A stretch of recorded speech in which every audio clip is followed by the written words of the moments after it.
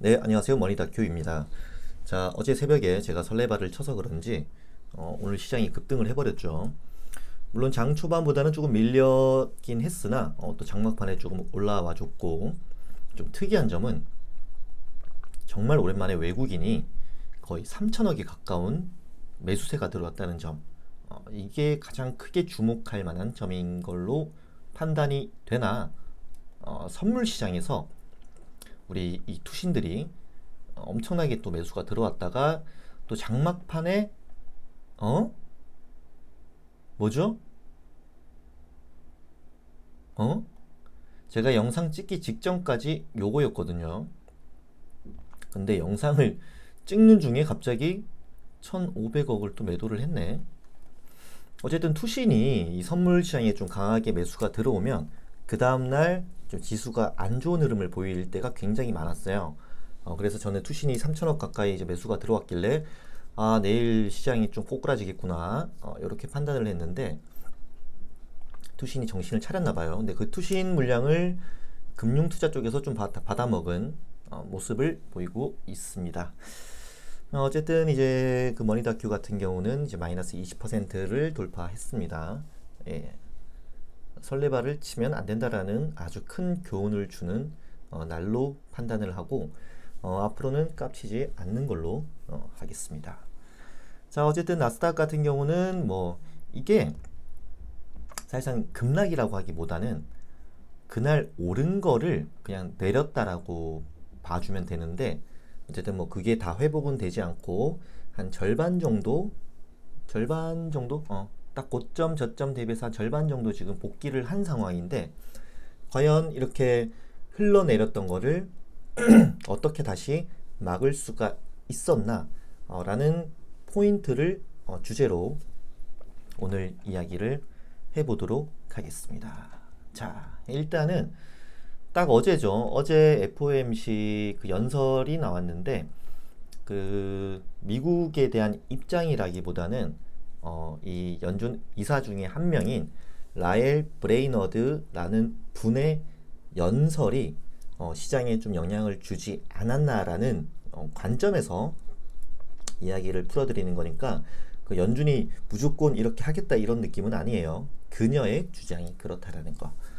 일단은 이분이 누군지는 저도 이번에 처음 알게 됐고 2017년도 2017년도에 그녀가 했던 말을 한번 인용을 해보면 일단은 인플레이션이 일시적이 아닌 구조적 요인에 의해 하락했다. 디플레 뭐 그게 걱정하지 마라. 추가 금리 인상에 신중해야 된다. 경기를 지금 좋을 때 더 살려야지. 왜 금리를 인상하냐. 그리고 연준 자산 축소 정책을 신중하게 해라. 돈 좀 풀라는 얘기죠.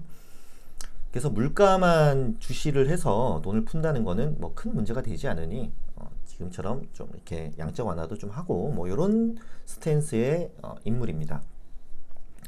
그런 관점을 보고 여기 지금 밑에 보면은 부동산 등의 자산 버블 리스크도 아직 크지 않다. 뭐 집값 오르는 거 당연한 거지. 뭐 이런 느낌.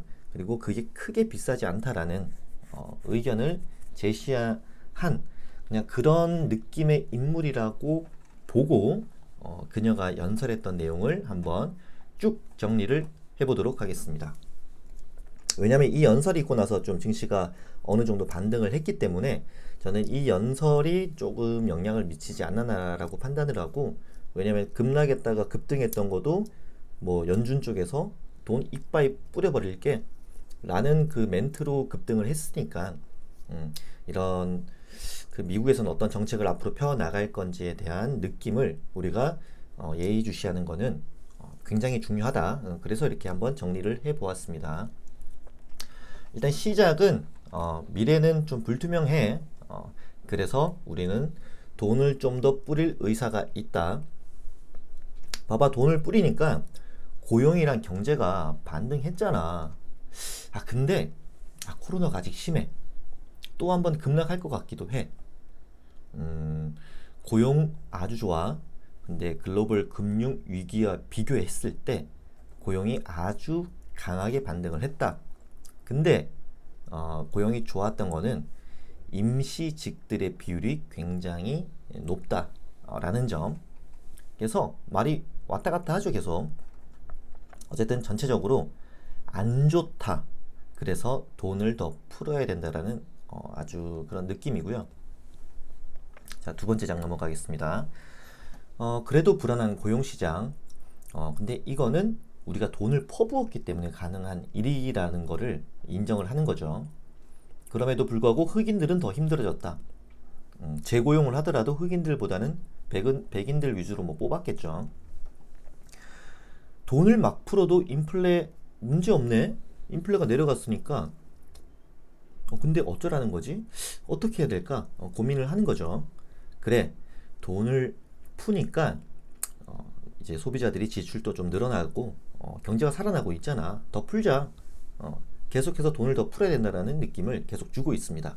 이분은. 그리고 근데 경기가 어느 정도 회복은 됐는데 와, 서비스업이 박살났네. 근데 미국 그 GDP의 70%가 이런 그 소비이기 때문에 서비스업이 박살난 거는 미국 경제에 큰 충격인 거는 맞아요. 하지만 그 부분이 제조업 생산도 좀 증가를 하고 이제 온라인 쇼핑이 서비스업 박살난 거를 강하게 메꿔주고 있는 중이다. 그리고 숙박 소매업 연체율이 심각하다 라는 거고요. 그리고 탈세계화와 원격 근무의 앞으로의 그 시장 변화에 대해서 좀 얘기를 하다가 지금 디폴트가 좀 심각하다. 투기 등급 회사채가 이제 급증하고 있는데 그 가격도 조금 떨어지고 금리가 높아지고 있다. 그래서 돈을 풀어서 실업을 막아야 된다. GDP는 1분기에 작년이랑 비교했을 때 뭐 한 13%, 2분기가 마이너스 18% 기록 중인데 어쨌든 돈을 풀자. 양적 완화라는 거죠. 어쨌든 지금 곧버스를 유지하고 계신 분들에게는 안 좋은 연설이에요. 왜냐하면 돈을 더 풀려고 하는 의지가 굉장히 강하게 느껴지는 연설이기 때문에. 자, 3번. 이거 아까 봤던 거죠. 자, 4번. 돈 푸니까 되잖아. 걱정 마. 또 뿌릴게. 계속 그 돈을 더 풀어주겠다. 경기 부양할 의지가 있다. 이런 것들 계속 강조하고 있는 내용이고요. 아직도 남은 1470만 개의 실업자. 요거 어떻게 하냐. 인플레이션이 2% 초과를 하지 않으면 그러니까 인플레이션이 2%를 넘지 않으면 돈을 계속 풀어도 된다. 회복은 2년 정도 걸릴 것 같다. 그리고 돈을 미친 듯이 뿌린다. 단 인플레이션이 2% 미만이라면 인플레가 심해지면 금리도 올려야 되기 때문에 이제 다 죽는 거죠, 그냥. 그래서 지금 인플레이션을 굉장히 조금 걱정하는 디플레이션보다는 그런 상황입니다. 이거 굉장히 중요해요. 인플레이션이 2% 미만이라는 조건 하에서 돈을 더 뿌려버리겠다. 그러니까 금 사라는 얘기죠. 뭐 이 말 자체가 돈 계속 뿌린다는데 달러 가치가 떨어지고 그거에 대비한 금값은 올라가는 거고 이제 막을 수 없는 거라는 거죠. 이 금값이 상승하는 거는 금에 대한 매력이 굉장히 올라갈 것이다. 금 기억하세요. 금. 자, 아까 4번 봤네요. 자, 5번.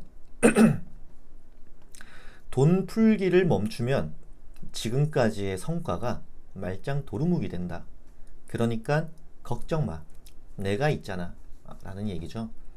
계속 돈 풀어야 된다라는 관점이 강한 분이에요. 이분은.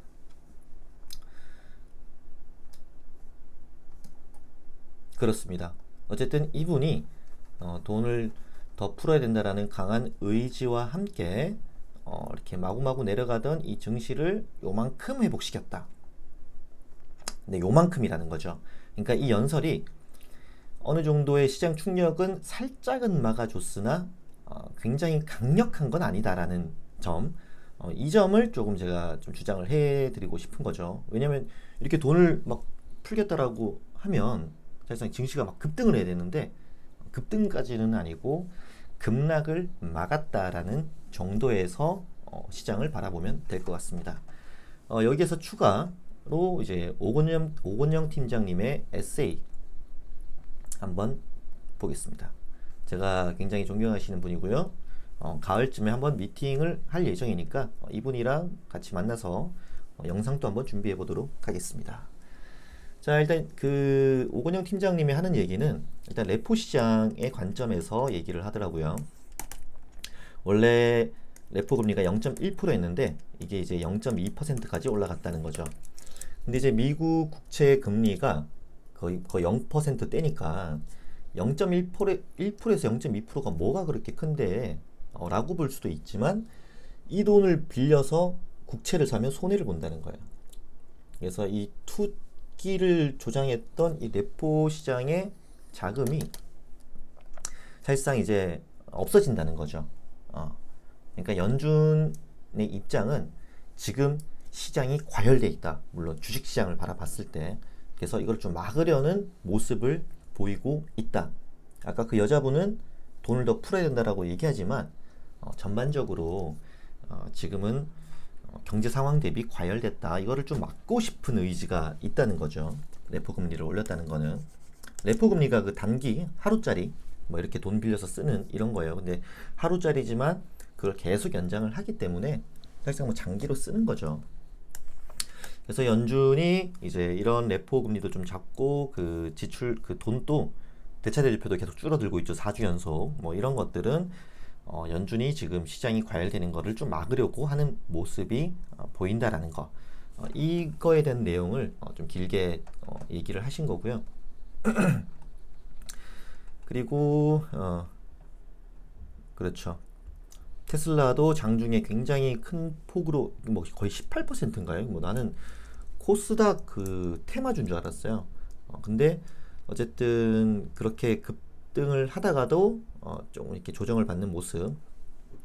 어쨌든 연준은 지금 시장이 과열이라고 판단을 하고 있고 대신 이제 급락하면 진짜 뿌리겠죠. 아까 그 여자분처럼 립 서비스가 아닌 실체적인 어떤 거를 보여주는데 계속 시장이 조금 크게 흔들릴 것 같은 모습이 보이면 립 서비스, 흔들릴 것 같으면 립 서비스, 과열하면 시장 안 좋아. 뭐 이렇게 계속 조금 조율해 나가는 것 같은 그런 느낌이 굉장히 강하게 들었다. 요거를 조금 관심 있게 봐야 되지 않나. 그래서 일단은 제가 그 미국 물가 상승률이 어떻게 흘러왔는지 한번 제가 체크를 해봤는데 요게 굉장히 긴 시간 동안 보는데 물가가 미친 듯이 급등했던 적은 요럴 때 몇 번 있었죠. 근데 2000년대 이후로는 뭐 서브프라임 때 좀 잠깐 뭐 급등하는 모습을 보였으나 딱 요 수준이죠. 요 수준 2%면은 요 정도 요 정도 선에서는 돈을 뭐 강하게 풀어도 문제 없어. 지금 요 정도 선을 얘기하는 거겠죠. 이론적으로는 돈을 이렇게 무식하게 풀어버리면 이런 물가 상승률이 좀 튀어 올라야 되는데 전 세계가 과잉 공급이잖아요. 거기에다가 소비가 줄어들어 버렸고 그래서 오히려 물가가 오르기보다는 내려버렸고 거기에다가 지금 유가가 박살났죠. 유가가 박살난 게 아마 이 물가 상승률을 굉장히 저해했던 요소인데 이제 유가도 회복을 하고 앞으로 이제 생산을 계속해서 조절을 할 거기 때문에 물가가 오르는 거는 어쩔 수 없는 현실이다. 지금 또 탈세계화도 되고 있고 그리고 지금 미국 핵심 물가 지수도 사실 제가 이거 핵심 물가 지수에 들어가는 뭐 품목이 뭔지는 몰라요. 근데 중요할 것 같아서 이렇게 캡처는 해봤는데 어쨌든 코로나가 터지고 나서 굉장히 물가 상승률이 저해가 됐다. 이것들은 유가가 급락한 거에 영향을 좀 크게 미치는 것 같다. 그리고 하나 집중해야 될 거는 이제 미국 GDP 대비 정부 부채. 계속해서 뭐 거의 100% 초반대를 유지하고 있는데 이번에 중요한 거는 미국 정부가 돈은 너무나도 많이 썼는데 GDP가 쪼그라들 거라는 거. 그래서 수치상으로는 뭐 120% 이렇게 나올 수도 있지만 제가 예상하기 이거 확 늘어날 겁니다. 왜냐면 GDP가 줄어들고 정부 지출이 늘어났으니까. 저는 사실상 한 140%까지도 예상을 해봅니다. 제가 전망했으니까 또 반대로 움직일 수도 있죠. 하지만 이런 부분들은 우리가 실시간 체크를 해야 되겠다 라는 거를 얘기하고 있고, 그 여자분 라엘 브레이너드 분의 립 서비스가 얼마나 시장에 강력한 한방이 되는지 한번 지켜보도록 할 텐데요. 어쨌든 급락은 막았으나 시장이 크게 강한 것 같은 느낌은 들지 않는다. 개인적인 바램이죠, 바램. 예, 그렇습니다.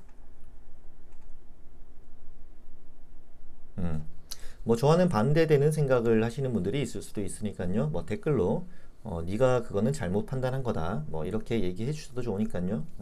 댓글로 또 한번 소통을 하도록 하겠습니다. 자, 오늘 영상은 여기서 마치도록 하겠습니다. 시청해 주셔서 감사합니다.